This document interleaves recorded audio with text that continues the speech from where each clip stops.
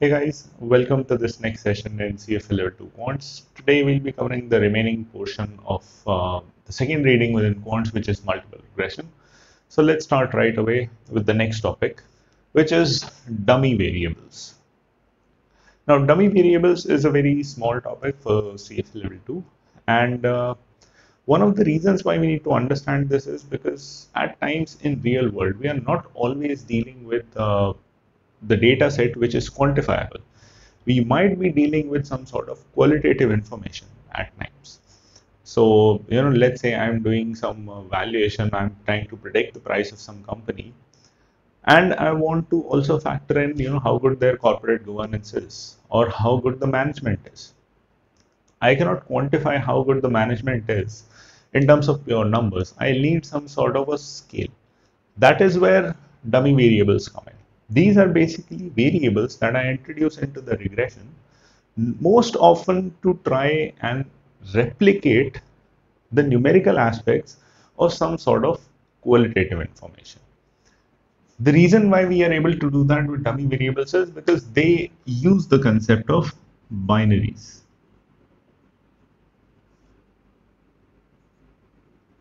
These variables are not like other variables where they can take a vast variety of values. Dummy variables normally take up the value of 0 or 1. So, if I am trying to judge whether the company's management being good or bad can impact the price, I can simply say, if the management of a company is good, I'll give it a value of 1. And if the management is not up to the mark, I'll give it a value 0.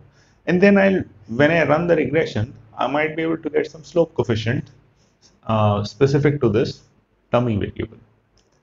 Now, in order to understand this a little bit more, or rather look at some practical aspect of it, let's look at an example. Now, if you remember from level 1 in equity, we did study some calendar anomalies, time-based anomalies that in the market, the efficient market hypothesis doesn't always hold true because we have certain anomalies that we can observe in the market. One of those was the sort of weekly rotation of, or you can even call it, the Monday effect, where all of a sudden the market is open from Monday to Friday, but when it reopens next week on the Monday, the trading, at least in the initial hours, is slightly higher than the other days. The reason being that after the market closes on Friday, there is new news and information coming in on Saturday and Sunday. So the trading on the Monday is being done on information for 3 consecutive days. That is why on Monday normally you see slightly more volume in the market. So if I want to analyze something of that sort, we can create an equation for that. So let's have an equation. I'm trying to predict something. Let's just keep it at y. It would be b0 plus b1 d1 plus b2 d2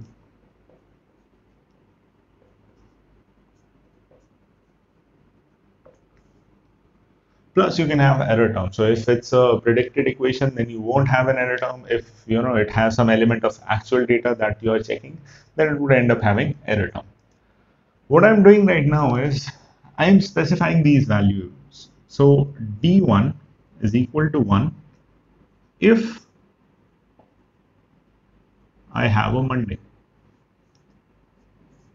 D2 is equal to 1 if the day of the week is Tuesday. D3 would take a value of 1 if it is Wednesday, and D4 will take a value of 1 if it is Thursday. Now, I am checking for the entire week, so there should be some parameter for fifth day in the week, that is Friday. Now, logically, if value of D1, D2, D3, D4, all of these end up becoming 0, it automatically means that all of these 4 are eliminated, and the data that I have remaining with me, that must pertain to the fifth day.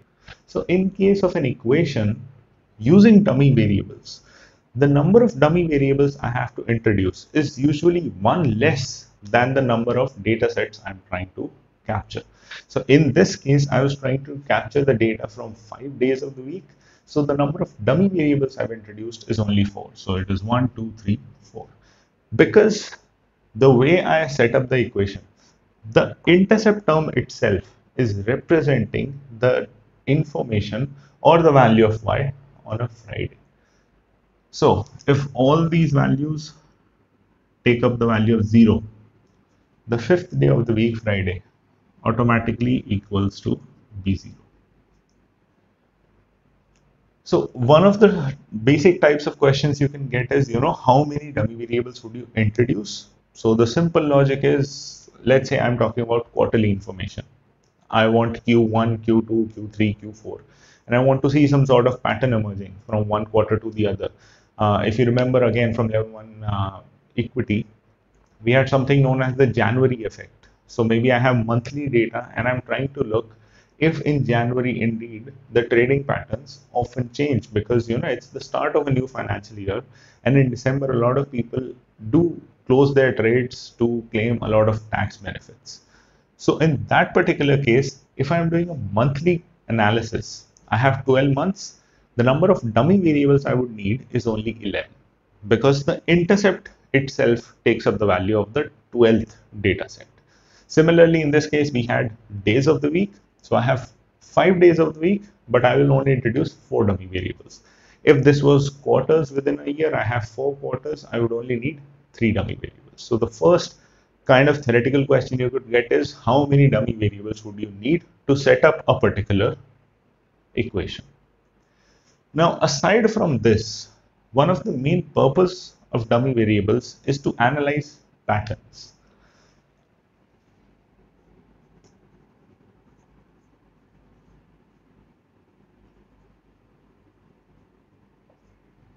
And if we come back to our equation, the reason why we set up this equation is I wanted to check if the value of y, let's say this y represents trading volume. I want to know if the trading volume on Monday is actually different from trading value on all the other days of the week. So my simple purpose in this equation is, if it's a Monday, so volume on Monday would simply be B0 plus B1. Everything else becomes 0. If it is Tuesday, it would become B0 plus B2. On a Wednesday, it would be B0 plus B3. Then B0 plus B4. And on a Friday, it would be B0 by itself. All I'm doing is, if it is actually a Monday, D1 becomes 1, everything else, D2, D3, D4, they would automatically take up the value of 0, because they work on binary values. They can only be 1 or 0. So I have trading volume for all the 5 days of the week. Now, all I am trying to judge at this point is the volume on Monday significantly different from my trading value on other days?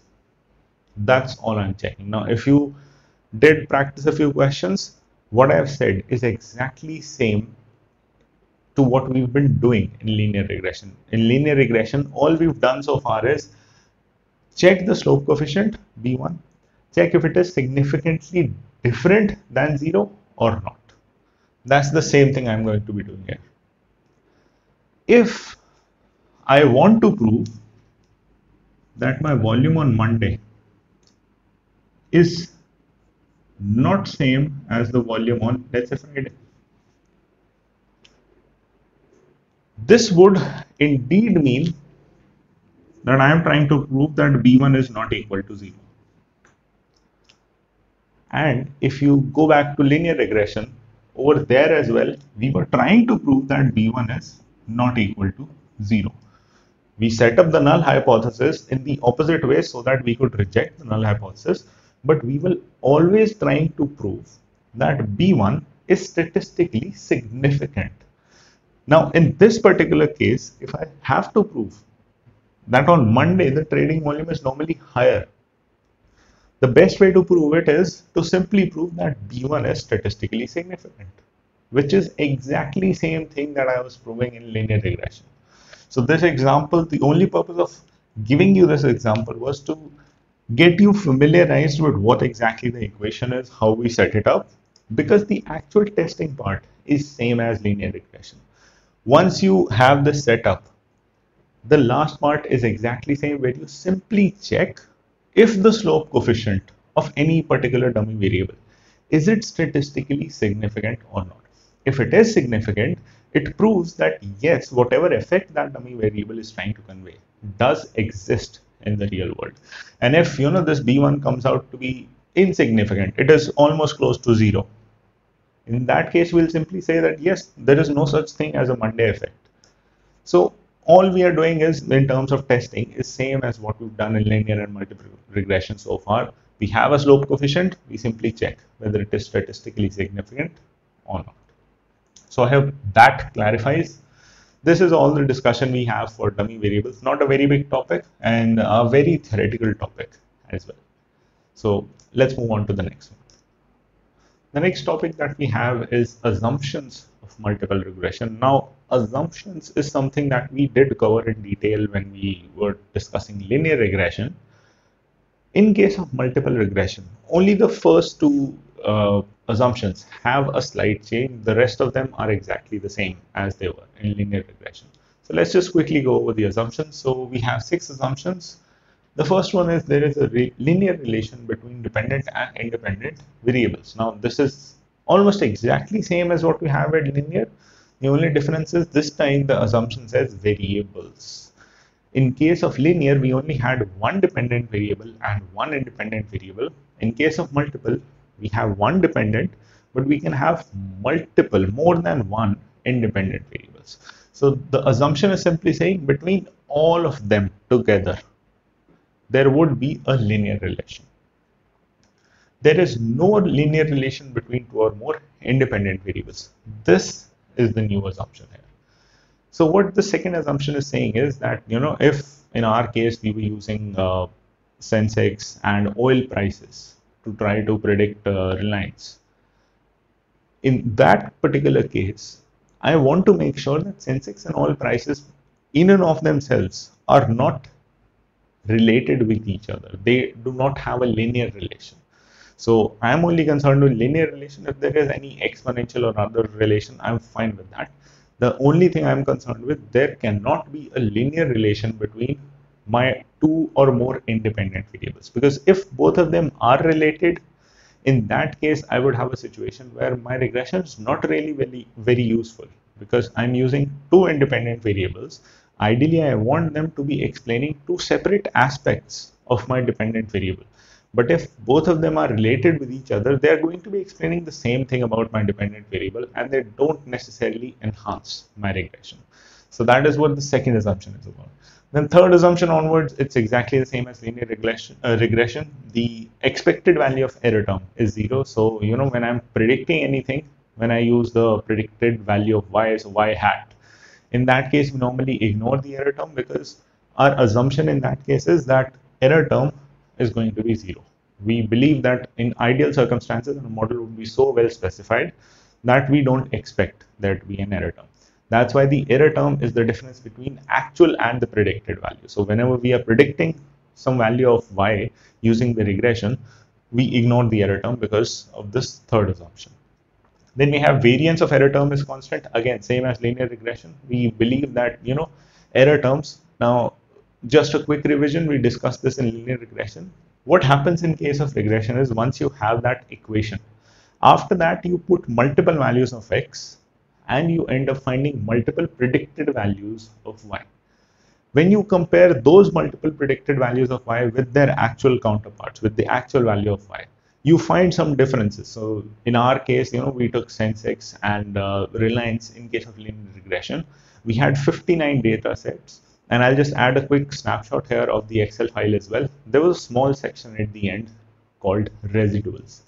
That residuals is simply the error terms of all the 59 observations. What that means is all the 59 points of x, which was sense x in our case, we use those values to try to predict the value of reliance that should have been if my linear regression was perfectly correct. We get the predicted values of y, then we compare them with the actual value of reliance in the market. The difference at each single day, we had 59 separate days in which trading was happening. So the difference between predicted value of reliance on the basis of regression and the actual value of reliance as observed in the market, that difference becomes the error term for that particular term. So we had error terms for all 59 days, which were referred to in the Excel as residuals. So I want the variance of error terms to be constant. I don't want a situation where over time the variance of my error term is changing.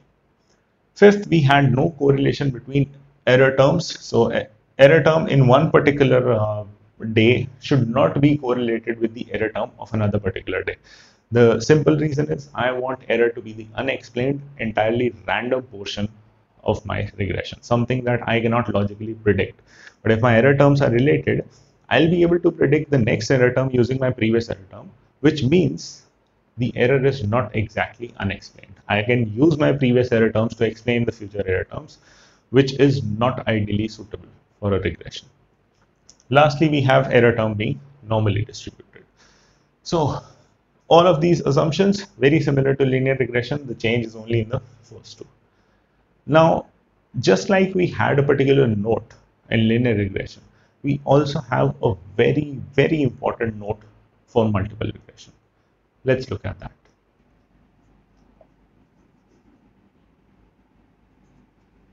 Now, this note is specific to the assumptions that we just discussed. So, the last few assumptions within those six sets was relating to the error term. So, that's what this note is going to be about. If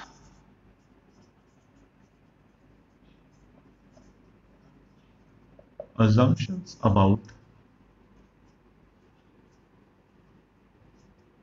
error term do not hold true, standard errors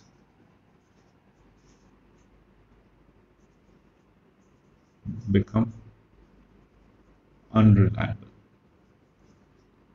So what this is simply saying is, as my error term starts to not follow the assumptions that we laid out for the multiple regression, what happens is, now in case of multiple regression or linear regression, if you would have observed, standard error from level 1 was basically standard deviation divided by root of n. So what we had in case of multiple regression is the error term itself represents the deviation. So when we have to calculate the standard error, all we do is simply square up the error term and add them all up, because that is basically our standard deviation. Error term in and of itself is the deviation of my variable, the dependent variable, from its predicted value as given by the regression itself. So if those error terms themselves stop following the assumptions that we had laid out, the end result would be that standard errors that we get, they will no longer be reliable.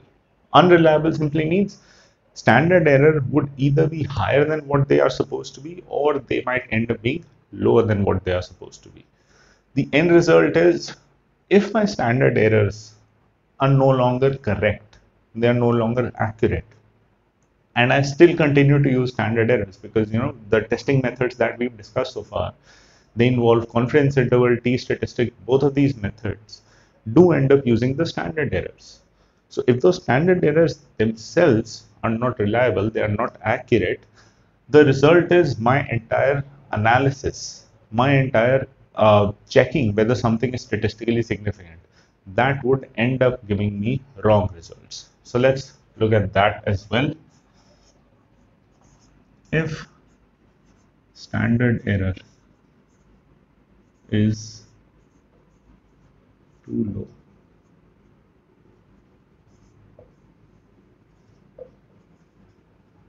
the confidence interval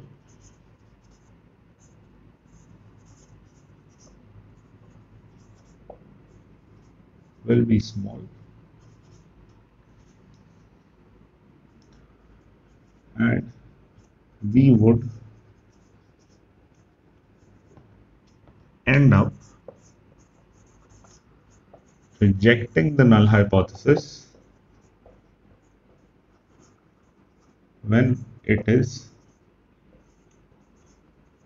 actually true. This would result in too many type 1 errors.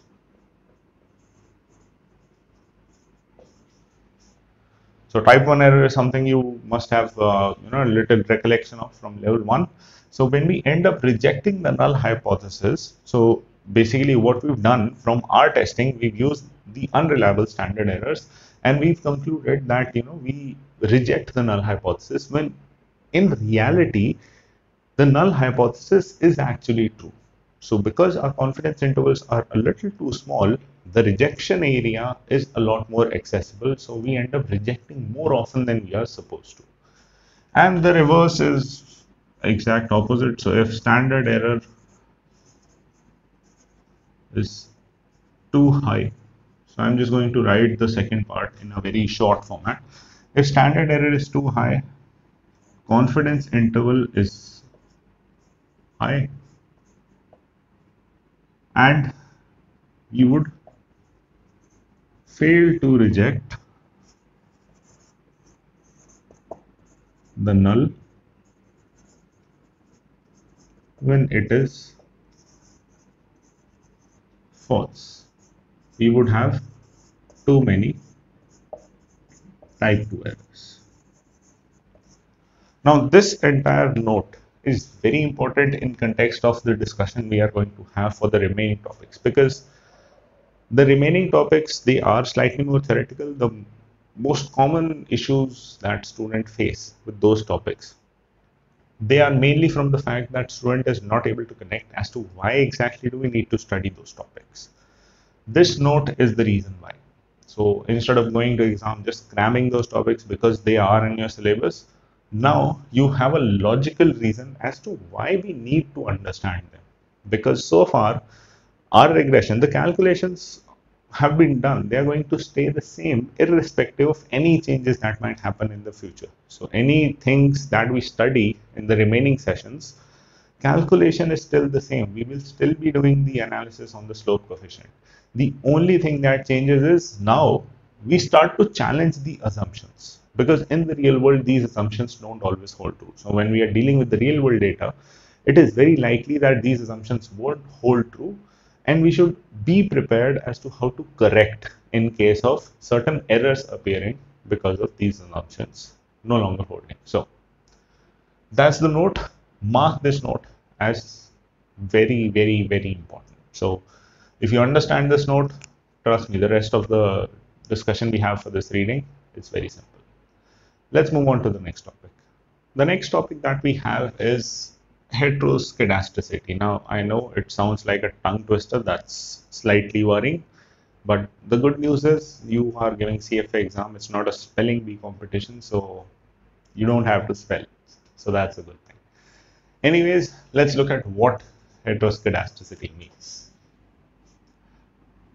This is a particular condition that we observe in our regression when variance of error terms is not constant. So if you remember, one of the conditions or one of the assumptions we had outright was that variance of the error terms has to remain constant. If that assumption doesn't hold true, we have the problem of heteroskedasticity. Now, this heteroskedasticity can be of two types.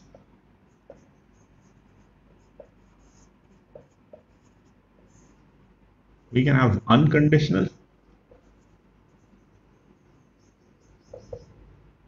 and conditional heteroskedasticity. Now, how do we classify them as unconditional, conditional? Well, when the variance of the error term is related with the level of independent variable. So I'll explain that with a chart. Let's make a graph. So we have x and y. And if you remember back from linear regression, we looked at a graph to see what exactly was the squared sum of errors, regression sum of squares. So something like that. This is my regression line. My actual data may lie somewhere higher, somewhere lower, something like this. So these dots are my actual data and this line represents my regression. Now what we are seeing is error term is basically the difference between any particular point and the regression line. The regression line is my predicted value and the point on the graph represents the actual value. The difference between actual and predicted is my error term. Now what I am observing here is the error term. As the value of x increases, my error terms are also increasing. Initially, my error terms were at a smaller distance from my predicted values. As x is increasing, my error terms are also increasing. So when my error terms are directly linked with the level of independent variable, that is my conditional heteroskedasticity. So this is when error term linked with independent variable.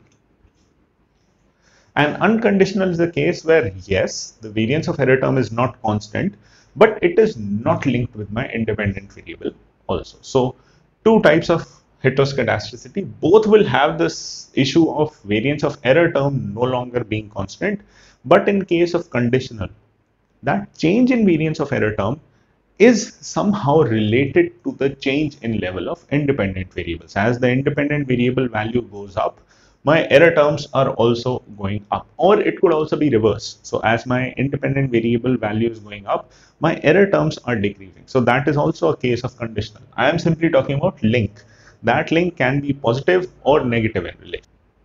Now from a logical standpoint, out of these two, unconditional and conditional, yes, both of them are violating the assumption of my regression. But in case of unconditional, one thing that we always need, something that we discussed way back, the error term is supposed to be something random, something unexplained. That particular characteristic of the error term is still holding true in unconditional. Yes, its variance is not constant, but it is still random. Whereas in case of conditional heteroskedasticity, the variance is changing and we are able to explain that change in variance till some extent on the basis of independent variable, which means over here, my error term is not exactly random. It has some portion of change that I can explain using the independent variable, which is violating an even bigger assumption about what error term actually is. So when we have unconditional heteroskedasticity, we generally ignore it. No need to correct for it or try to adapt my regression to give better results. We simply ignore it because yes, the assumption is violated, but my error term is still random. It's still the residual value. So I can simply ignore it. This is where we need correction. Now, why exactly do we need correction? Again, the same thing we discussed in the note. Because the error terms are being affected. In case of conditional heteroskedasticity, my standard errors are no longer reliable. They can be both high and low depending whether this link is positive in nature or negative in nature. So the exact note that we wrote is as it is 100% applicable here. Why exactly are we concerned more with conditional heteroskedasticity? Well, in this case, the standard error is no longer reliable. It can be too high or too low, which gives me a potential for type 1 errors or type 2 errors. Now, how exactly do we find out if there is heteroskedasticity? So the next method is, or the next part of this topic is, How to detect?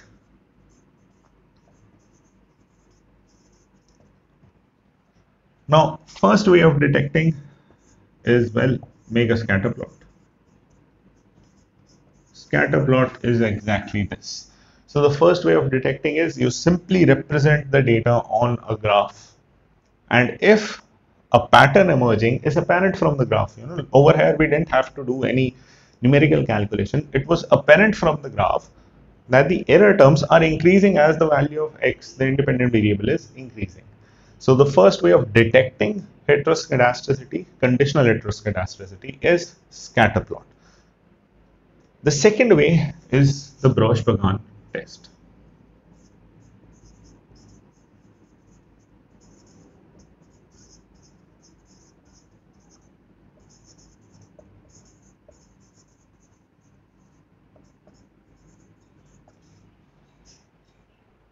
The second method is the Brosh-Pagan chi-square test or the BP chi-square test. Now, chi-square distribution is something you must have covered briefly at level 1. So we'll just do a quick revision when we go over the example. So to understand this particular method of detecting heteroskedasticity, let's look at an example and let's look at some equations. So let's look at a little bit more detail about the BP test. So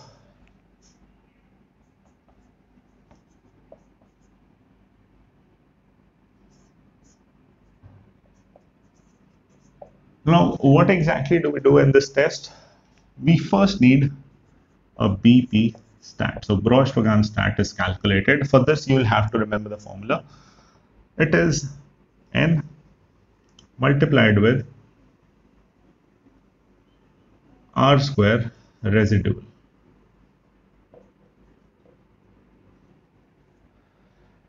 And we generally have this at degrees of freedom equal to k.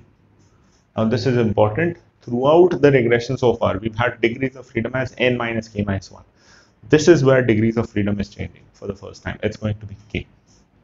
Now, what exactly is this? Now, the new term that we have here is r square residual.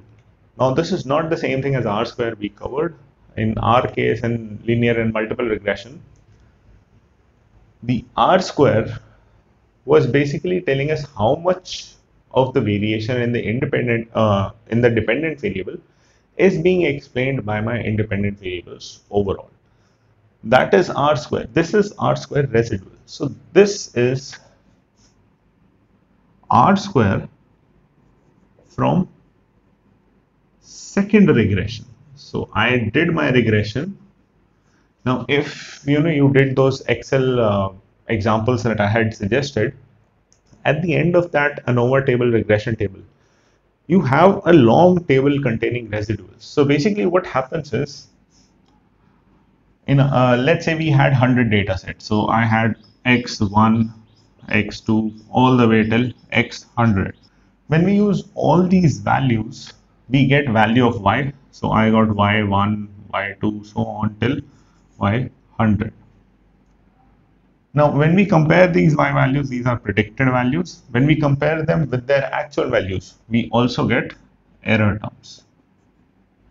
100 error terms. So if you have those Excel files, just go over them, and if you did check that box in regression of residuals, you get all these values outright.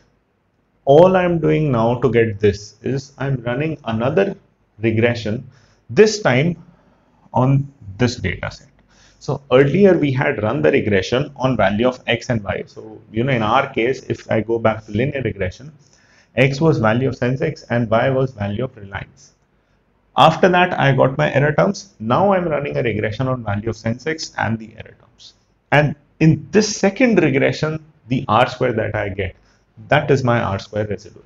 So this is not the same thing as my regular r square. This is r square from a second regression, which is run on my error terms and my independent variable. So this value would be given in the exam to you. So you don't have to cram it, or there is no particular formula for it.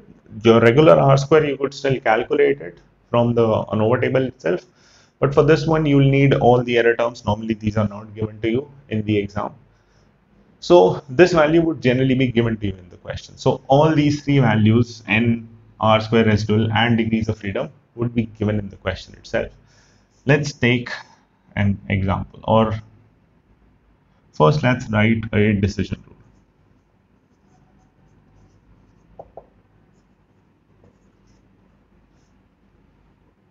If BP stat is greater than chi-square critical value. Now we'll check the critical value from the chi-square distribution using degrees of freedom and the level of significance. Let's say level of significance is 5%. Now if you remember from level 1, chi-square test is always a one-tail test. So we only check probability of significance in the right tail. We don't make it a two-tail test. So if my BP stat, which is calculated using this formula, is greater than the critical value I get from the chi-square distribution, in that case, heteroskedasticity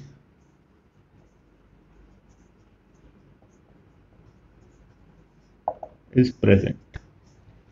And if the reverse case happens, that if BP stat is less than critical value, then I no longer have heteroskedasticity. So this is just a way to check whether my data set, whether my regression has the issue of heteroskedasticity or not.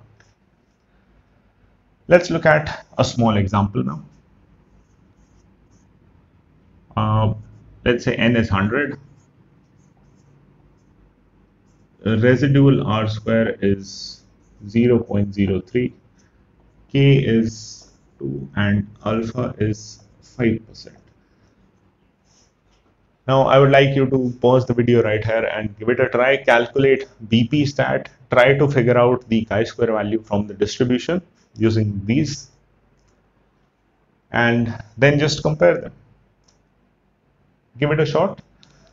Once you do, you can unpause the video. Let's solve it here. So we have n multiplied with residual r square. So my BP stat would come out as 100 multiplied by 0.03, which is 3. Now if you go to chi-square distribution, you have probability in the right tail given in the top row. Because it's a one-tail test, my probability in right tail is always the level of significance. So I would look at 0.05 as the probability in the right tail. And from the first column, I'll pick degrees of freedom as 2. That would give me a critical value.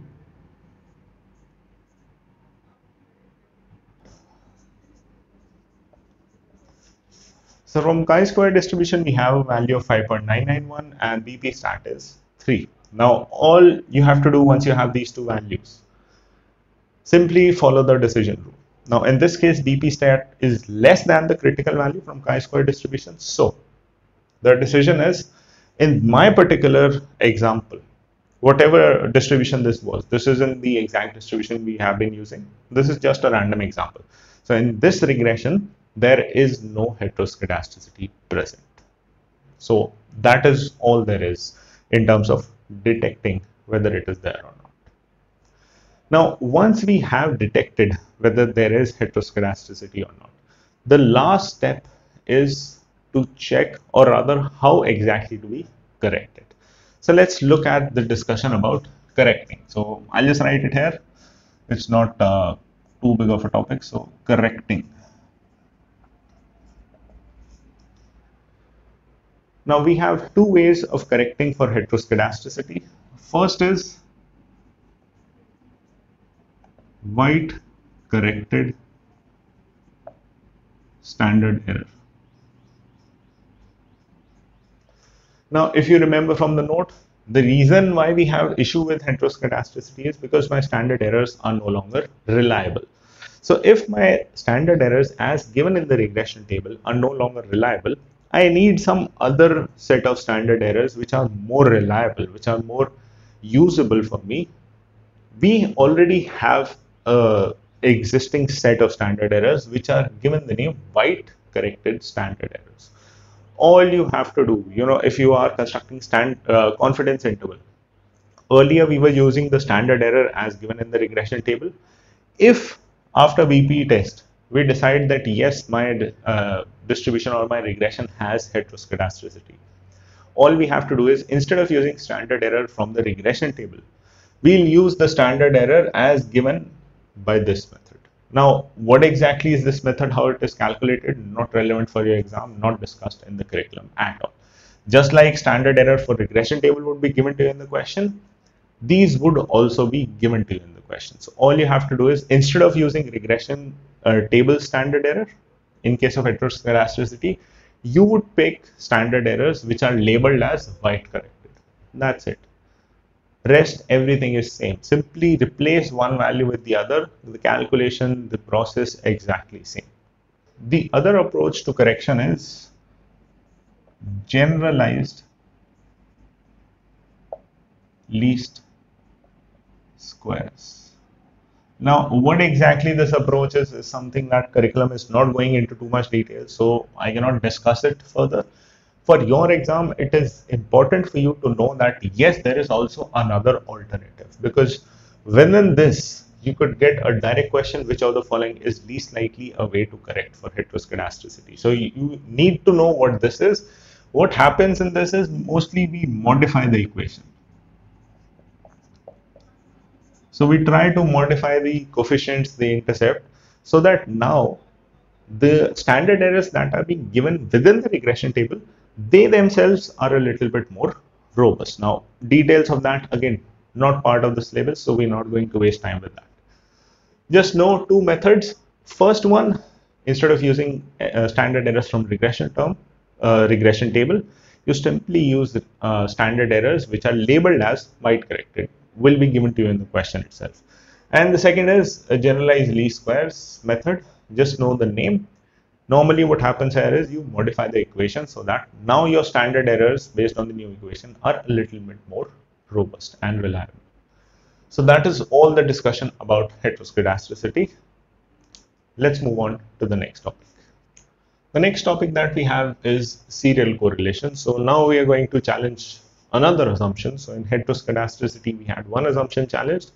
Over here, the assumption that is being challenged is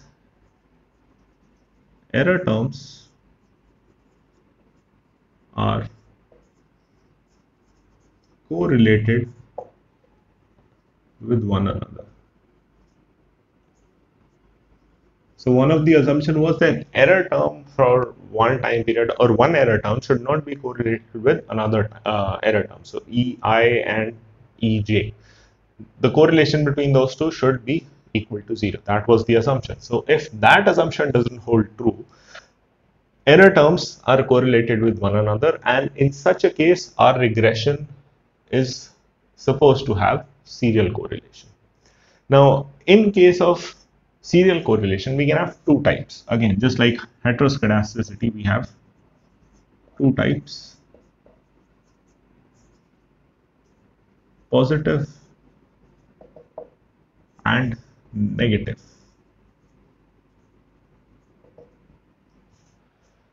Now, in case of positive, the rule is simple. A positive error term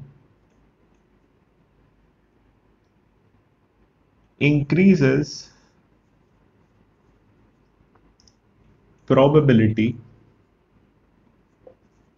that the next error term will also be positive. Now, when I say positive, I simply mean the mathematical sign, nothing too fancy here. So if, in one case, the error term's value was 2, plus 2, the significance of positive serial correlation is that that plus 2 would indicate that in the next time period or in the next data set also, the error term would remain positive. It would remain greater than 0. The key word here is it simply increases probability. So it's not 100% sure that just because right now the error term is greater than 0, next time also it would be greater than 0. That is not going to happen. But the probability of that happening is high. So it is only highly probable, not 100% probable. And in case of negative, it is positive error term increases probability that the next error term will be negative. Again, here also increasing probability. Now we look at the graphs for this, but right now, a lot of students do get confused as to what exactly this means. Uh, the name here is correlation. Now, I don't want you to relate it statistically to the concept of correlation. Keep that separate, but just for the sake of understanding, for remembering the difference.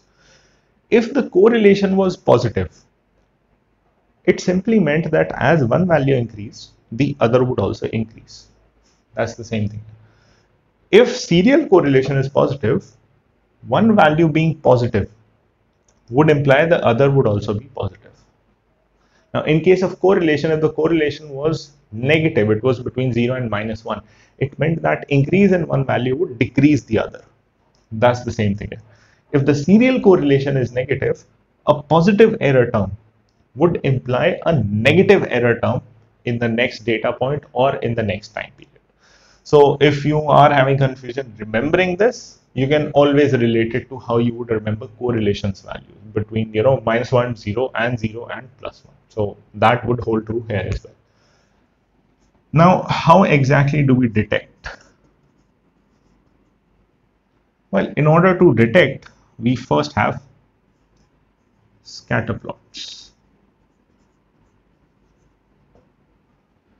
Now, scatter plots we'll discuss for both. So in case of positive serial correlation, I'll denote it with time. So as time passes by, my error terms, if they are positive, there's a very high chance that they would continue to be positive. But because it's only a high chance, there is a remote possibility that maybe, in a particular time period, after some time, the error term turns out to be negative.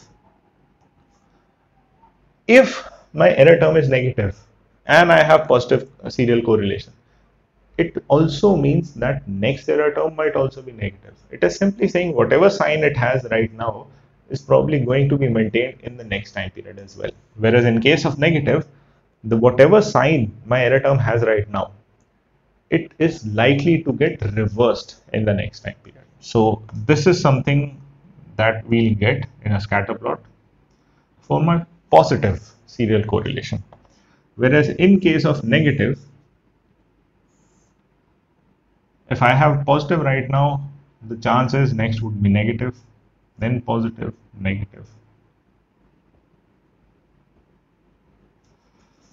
So what I have is a positive in one time period is increasing the chance of it being negative in the next time period, and then negative would increase the chance of next one being positive, so on and so forth. So this is basically changing sign as the time progresses.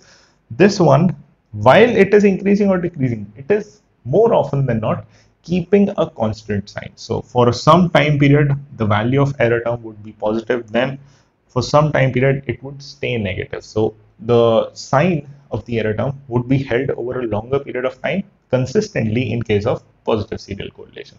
Now, out of these two, the syllabus is primarily focusing on positive, and it has a very logical reason. Whenever we are concerned with financial information, economic data or financial data, most of them follow positive serial correlation. They have this particular characteristic present in the real world data. We normally do not come across any sort of financial information that has a negative serial correlation. So because it is not relevant for the world of finance, CFA Institute is no longer focused on negative serial correlation. So henceforth, all the discussion, wherever I say serial correlation, just assume I am talking only about the positive serial correlation. There is one more way of detecting the serial correlation, which is the Durbin-Watson statistic. Let's look at that. Now, first method of detection was the scatter plots. Second method of detection is the Durbin-Watson statistic. Now, the calculation for this, the actual DW stat. This is calculated as sum of error terms t minus error term t minus 1, both predicted,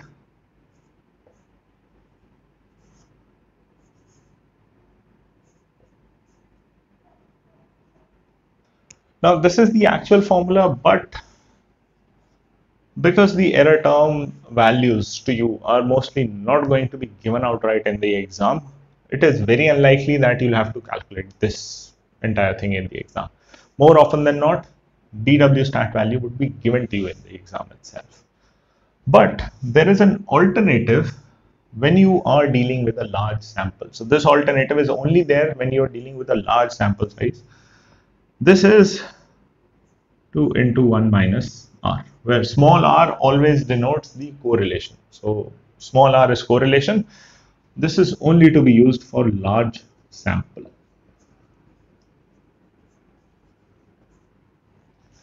Now, in case in the exam you are only given information about correlation and they don't give you anything about how large the sample is, in that case, I would suggest simply assume that the sample is large. If the question is just giving you this much information and it wants you to calculate the Durbin-Watson statistic, don't confuse yourself by saying what's the sample size, just do this. So if you don't have any other information, then you can use it outright with the assumption that the sample must be large.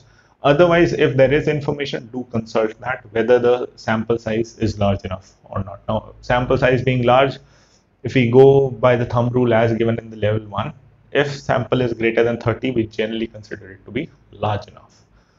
So, once we have these two values, we need a decision rule. Now, decision rule is something that I cannot outright explain. So first, let's look at an example. Let's look at the example. Let's say you have a sample of 30. And we normally consider this to be large enough.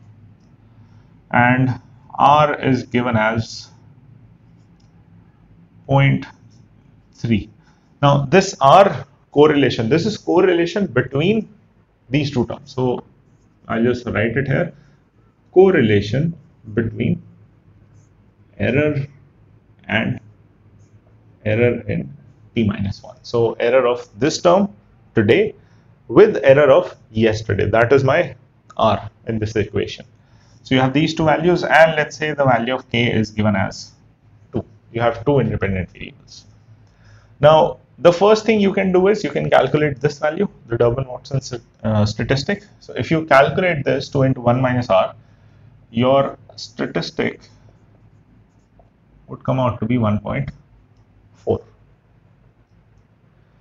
The next part is just like we did in heteroskedasticity. One was calculating the BP stat, and then we had something from a distribution. In this case, the distribution is also the Durbin-Watson distribution.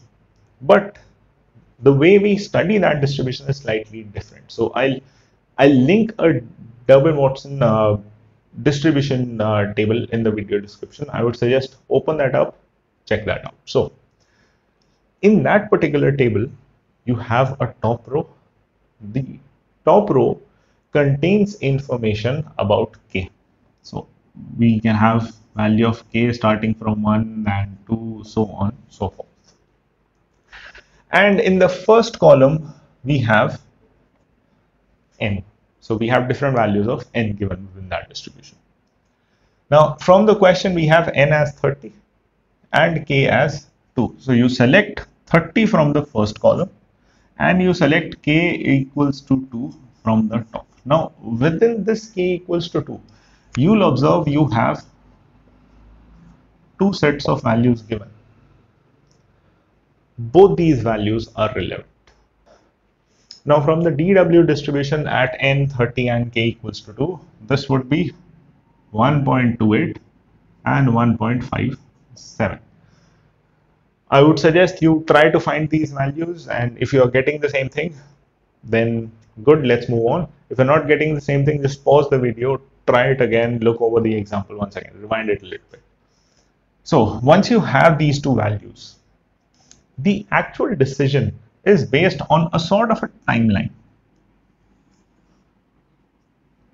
Where I have 1.28 and 1.57. Now, within this timeline, if you look carefully, we have three zones, 1, 2, and 3. Now, these zones are always going to follow one simple logic.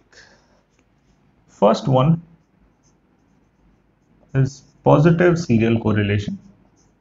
In some books and some curriculum portions, they are also showing this as, again, a null hypothesis. So they've simply written it as reject null hypothesis. You can take it either ways. It simply means positive serial correlation. The second part is inconclusive, which means we don't have a conclusive data or evidence that would suggest positive serial correlation exists. This is the part of ambiguity. The third is no positive serial correlation. So third is the zone where where we'll be able to prove that there is no positive serial correlation. In the first zone, we outright prove that yes, there is a positive serial correlation. In the second zone, there is ambiguity. We can't decide. All we have to do, so what I've done in this timeline is I've picked both the values from the Durbin-Watson distribution, and I've labeled 1, 2, 3 in terms of zones. This labeling of zones would always be same. So first thing you do from the Durbin-Watson distribution is you get those values and you create this timeline. The last step is simple. We had this calculated using the formula, the Durbin-Watson stat. Where would this value lie? It would lie somewhere over here, 1.4. And the decision rule is outright very clear. If this value lies in second zone, it means we don't have enough evidence to conclude whether the positive serial correlation exists or not within our distribution. If hypothetically, let's say this value came out to be 2, it would lie somewhere in the third zone. We would say there is no positive serial correlation. If let's say this value came out to be just 1, it would lie in the first zone, and we would conclude that there is positive serial correlation. So the decision rule is not something you can write down in text. So I would suggest note down this example. This is going to help you understand the decision rule very well. Now, once we have the decision done, like we know whether there is positive serial correlation or not. Now, if it falls in the second or third, we don't have any further steps to follow. But if it falls within the first zone, we detect that yes, there is positive serial correlation. We have correction. How do we correct? Two methods. First is the Hansen method. Now, before correction, just a note you can add anywhere you want. In case of positive serial correlation, standard errors are too small. So, in case of heteroskedasticity, standard errors were unreliable. They could be too small, too high. In case of positive serial correlation, they would always end up being too small. So if standard errors are too small, my confidence interval is too small, I would end up rejecting null hypothesis more often than I would like to, leading to the type 1 error. So that's what happens here. Now, because again, the issue is with standard errors, Hansen method, just like we had the white corrected standard errors, a separate set of more reliable standard errors, Hansen method is exactly same. Again, how these are calculated, not part of your syllabus, not relevant for you. Just know that if you detect there is serial correlation, instead of using the standard errors as given in the regression itself, you would use the standard errors as labeled with Hansen method. Now, there is one important thing about Hansen method. This Hansen method standard errors also correct heteroskedasticity.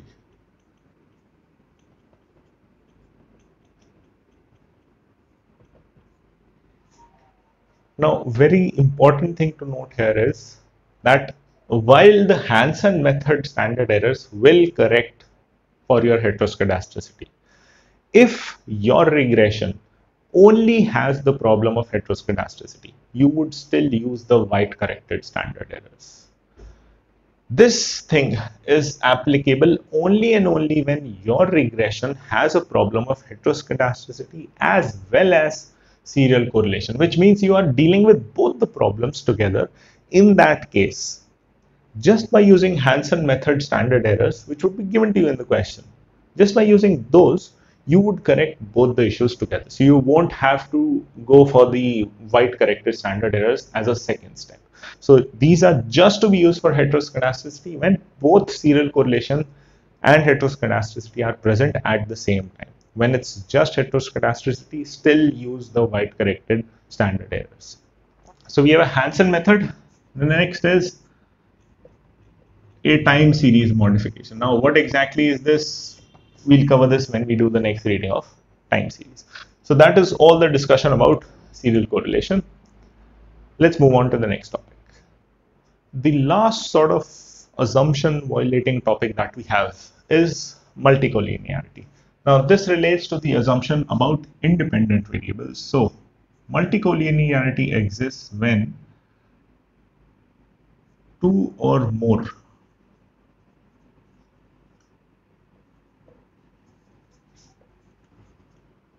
independent variables are highly correlated with each other. So normally the assumption was that independent variables should not be related with each other. They should all be, entirely separate. But in real world, it is often possible to come across independent variables which are highly correlated with one another. Now, in this case, while this violation of this assumption is not necessarily dependent or it's not related to the assumptions of error terms, still, one of the reasons why we need to cover this is because in case of multicollinearity, my standard error are too high. So our note was only covering the cases about when you violate a assumption about standard errors. But here as well, it is often observed that standard errors are too high. And once we observe this, the last portion of the note is relevant that yes, when standard errors end up being too high, my confidence interval would be too big, and I would often fail to reject the null hypothesis when it is in fact false and it is supposed to be rejected. So I would have too many type 2 errors.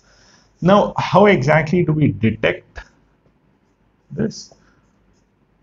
The good news is, unlike heteroskedasticity, serial correlation, you don't have tests, you also don't have scatter plots because it says when there are two or more independent variables, which means we are often dealing with multiple regression here. So multiple regression, you can never have a graphical representation of that. So that's why no detecting through charts or anything. The best way to detect this in a very logical way, if you remember the entire ANOVA table, regression table, something we discussed both in linear and multiple regression, there were four things that we could use to check whether there is statistical significance or not. There was f-stat, there was r-square, then there were t-stat and p-value. Confidence interval I am combining with the t-stat itself. Now, t-stat and p-value were used to judge the statistical significance of the independent variables individually, the individual slope coefficient. Whereas f-stat and r-square were used to judge the statistical significance of all independent variables taken together. So the best way to detect multicollinearity is when r-square and f-stat are statistically significant, which means these two values are giving an indication that yes, my set of independent variables taken together are explaining some significant portion of my dependent variable. But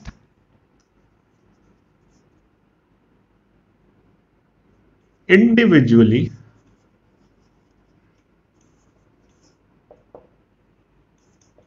none of the independent variables are statistically significant. So what is happening here is when I check the p-value or the t-stat, I'm finding out that not even one independent variable within my regression is statistically significant. So individually, no independent variable is significant for me. But for some reason, When I combine all the independent variables together, they together are statistically significant. So my R square and F stat are saying that yes, my regression as a whole, as a combination of all independent variables is relevant, it is significant, but individually none of them are. So this indirectly implies that there is something common between multiple independent variables, which when I isolate them is not coming out as apparent, but when I combine them, that relation between the independent variables is becoming powerful. So it is only when I combine them that the effect of correlation magnifies and it becomes apparent in R square and F stat. But when I separate them together, there is no effect that they have individually. So the best way to detect multicollinearity is looking at all the four stat values. And if the group stat values of R square F stat, they are significant, but individually all the independent variables are insignificant, then that is my best detection method of multicollinearity. Now, once you've detected it, correction. Again, no hard and fast rule here. For correction in case of multicollinearity, the best way is to keep modifying my regression. So, let's say I've detected that yes, there is multicollinearity. I had 5 independent variables. The next step is I would like to remove one of those 5 and add a new variable, or maybe I simply add a sixth one which is entirely unrelated with the other 5. So I would keep making these slight changes, maybe remove one independent variable at a time, or maybe add one independent variable at a time to see if I can get to a point where not only are R square and F stat relevant, but also individually some independent variables are statistically significant. So if I have some independent variables significant, then I can focus my regression more towards them rather than ones which are insignificant. So this is the correction method is just a stepwise modification. So not an outright overhauling of the regression, but changing one variable at a time, either adding more variables one at a time or removing some of the independent variables one at a time. It's a stepwise correction, stepwise modification method that we follow. So very theoretical in terms of the last assumption, multicollinearity. Now, as far as curriculum goes, there are still 2 topics left within this reading. So you have model specification and misspecifications, and then you also have qualitative dependent variables. Now, normally I don't cover those 2 within multiple regression. The reason is I believe that they are more suitable and more easy for you guys to understand once we have also covered the content of time series. So for this particular reading, multiple regression, this is all the content we have. We'll be covering the 2 parts that are there in the curriculum within this reading. We'll cover them at the end of time series because I think they are a better conclusion to the entire framework of regression. So that ends our second reading, multiple regression. I hope you guys liked it and found it informative. If you have any doubts, feedback, queries, you can always message me, contact me. I always leave my contact details in the description below. So again, I hope you found it fun and informative. That's it for this session. That completes multiple regression, and I'll see you in the next one.